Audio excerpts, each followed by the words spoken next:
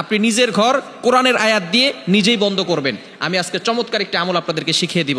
কোরআনের ভিতরে সব কিছু রয়েছে। আল্লাহ তাআলা পবিত্র কোরআনুল কারীমের ভিতরে নিজেই বলে দিয়েছেন। 15 নম্বর পারার 9 নম্বর পৃষ্ঠার 2 নম্বর লাইন সূরা বানী ইসরাঈলের 82 নম্বর আয়াতে আল্লাহ তাআলা বলছেন, ওয়া নুনাজ্জিলু মিনাল কুরআন মা হুয়া শিফাউ ওয়া রাহমাতুল লিল মুমিনিন।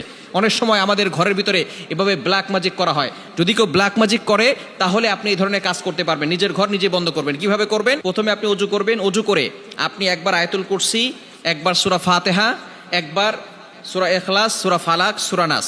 কি বললাম? একবার আয়াতুল কুরসি, একবার সূরা ফাতিহা, একবার সূরা ইখলাস, একবার ফালাক, একবার নাস। এগুলো পড়ে বুকে ফু দিবেন এবং হাতে ফু দিয়ে পুরো শরীরকে মাসাজ করে দিবেন। এরপরে আপনি সূরা বাকারার প্রথম 10টি আয়াত তেলাওয়াত করবেন।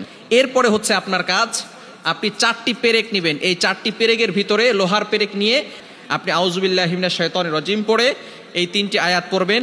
30 নম্বর পারার 11 নম্বর পৃষ্ঠার 14-15 নম্বর লাইনে রয়েছে সূরা তারিকের 15, 16, 17। এটা ইন্নাহুম ইয়াকিদুনা কাইদা ওয়া আকিদু কাইদা ফামাহহিলিল কাফিরিনা আমহিলহুম রুওয়াইদা। এই 3টি আয়াত আপনি সুন্দর করে এভাবে 25 বার পড়বেন। একা টানে আউযুবিল্লাহি মিনাশ শাইতানির রাজিম পড়ে 25 বার পড়ে আপনি একটা লোহায় ফু দিবেন।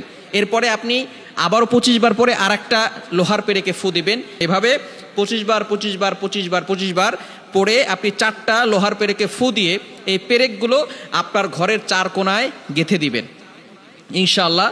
তারপর আপনার ঘর বন্ধ হয়ে যাবে। ওই ঘরের ভিতরে কোনো ব্ল্যাক ম্যাজিকে কাজে আসবে না, কোনো জিন জাতি কোনো ক্ষতি করতে পারবে না। সমস্ত ধরনের মানুষ শয়তান বলেন, জিন শয়তান বলেন, সকল ধরনের দুশ্মনদের চক্র থেকে আল্লাহ তাআলা আপনাকে হেফাজত করবে। এজন্য অবশ্যই আপনি আল্লাহর উপর ভরসা রেখে আমলগুলো করবেন। এবং ঘরের ভিতরে সূরা বাকারার রেকর্ডিং চালু করে রাখবেন। ঘরের ভিতরে কোরআন তেলাওয়াত করবেন এবং ঘরের ভিতরে কোনো মূর্তির ছবি রাখবেন না, কোনো ছবি টানিয়ে রাখবেন না। ঘরের ভিতরে হারাম কাজ বেশি করবেন না। আল্লাহ পাক রব্বুল আলামিন সকল ধরনের ব্ল্যাক ম্যাজিক থেকে আপনাকে হেফাজত করবেন। আল্লাহ তাআলা আমাদের সকলকে এই আমলটি বুঝে করার তৌফিক দান